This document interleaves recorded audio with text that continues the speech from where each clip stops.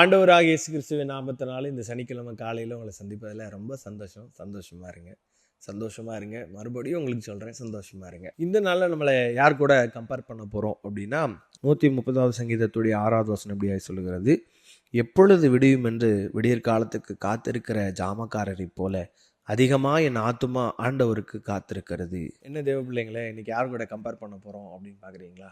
Watchman கூட compare பண்ண போகிறோம். என்ன பாச சொல்கிறீங்க? வாட்ச்மேனா? ஆமாம். இந்த 6வது வசனத்தில் சொல்லப்பட்ட ஜாமக்காரர் யார் அப்படின்னா வாட்ச்மேன். இவங்கெல்லாம் காவல் காக்கிறவங்க, நைட்டு வாட்ச்மேன்ஸ். இவங்களுக்கு நைட்டு ஃபுல்லாக தூக்கமே இல்லாமல் கஷ்டப்பட்டு வேலை செய்வாங்க. இவங்களுக்கெல்லாம் ஒரே ஆசை, எப்போ நான் பகலை பார்ப்பேன், எப்போ என் ஷிஃப்ட்டு முடியும், எப்போ நான் போய் கொஞ்சம் நித்திரை செய்யலாம், எப்போ நான் கொஞ்சம் ஓய்வு எடுத்துக்கொள்ளலாம், இவங்களுடைய மன விருப்பம். அதான் சங்கீதக்காரன் அழகாக சொல்கிறாரு, அந்த ஜாமக்காரரை பார்க்கிலும் நான் அதிகமாக உமக்காக காத்திருக்கிறேன் அப்படின்னு சொல்லி அழகாக சொல்கிறார். ஆண்டவருக்கு காத்திருக்கிறது அவ்வளோ மேன்மையான ஒரு விஷயமா அப்படின்னு சொன்னால் ஆமாம்.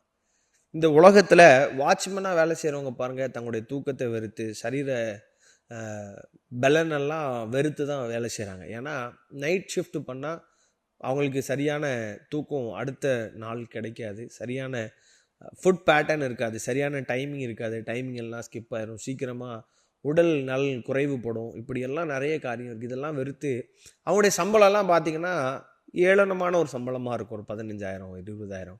நான் அதிகமாக தான் சொல்கிறேன்னு நினைக்கிறேன். இங்கே எங்களுடைய வீட்டுக்கு ஒரு ஐயா ஒருவர் உண்டு. அவர் வாட்ச்மேன் வேலை செய்யும்போது அவருக்கு 7,000 தான் சம்பளம், 8,000 தான் சம்பளம்.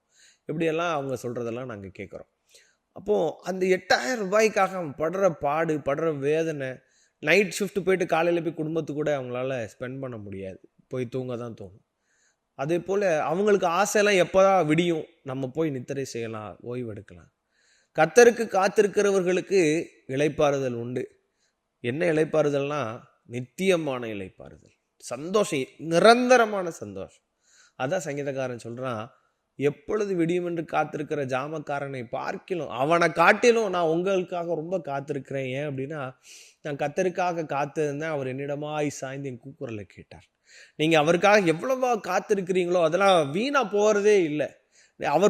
அவருக்காக காத்திருக்கிறது ரொம்ப மேன்மையான ஒரு விஷயம், ரொம்ப ஆசீர்வாதமான ஒரு விஷயம். அது என்னென்னா, அவருக்காக நீங்கள் காத்திருக்கும் போது அவர் உங்கள் பக்கமாக சாய்ந்து நீங்கள் என்ன சொல்கிறீங்கன்னு கேட்பார்.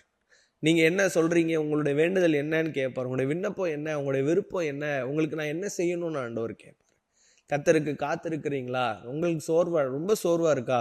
ஜாமக்காரரை பார்க்கிலும் காத்துருங்க, அவங்கள காட்டிலும். அவங்களுக்கெல்லாம் கொஞ்சம் சொற்ப சம்பளத்துக்கு அவ்வளோ கஷ்டப்படுறாங்க, உங்களுக்கு பிரதிபலன் ரொம்ப பெருசு. அவரே உங்களை தேடி வந்து அவருக்கு காத்திருக்கிறவர்களே ஒரு நாள் வெட்கப்பட விட மாட்டார். அவர்கள் காத்திருக்கிறவர்கள் புது பலன் அடைந்து கழுகுகளை போல செட்டைகளை அடித்து உயர எழும்புவார்கள் தான் பைபிள் சொல்லுது. இந்த காத்திருப்பு சாதாரணப்பட்ட காலம் கிடையாது. ஆண்டவருக்காய் காத்திருக்கிற இந்த குறுகிய பீரியட் இருக்குது பார்த்தீங்களா, இது கழுகு தன்னை மலை மேலே கொண்டு போய் உட்கார வச்சு தன்னுடைய சிறகுகள் எல்லாம் அதோடைய சுமை அதிகமானோட எல்லாத்தையும் பிச்சு அழகெல்லாம் உடைச்சி நகங்கள் எல்லாம் உடைச்சி திரும்ப கொஞ்ச நாள் அப்படியே அமைதியாக இந்த சிறகுகள் வளர்றது வரைக்கும் அமைதியாக இருக்கும். அதுக்கப்புறம் அதோடைய க்ளோரி பார்த்திங்கன்னா பயங்கரமாக இருக்கும். இன்னும் இருந்ததோட முழு பலத்தோட பயங்கரமாக வேட்டையாடும், பயங்கரமாக அதோடைய பலன் முழுசாக திரும்ப வந்துடும். அது மாதிரி தான் இந்த காத்திருக்கிற காலம் கொஞ்சம் கஷ்டமான காலம் தான், கவலையே படாதீங்க.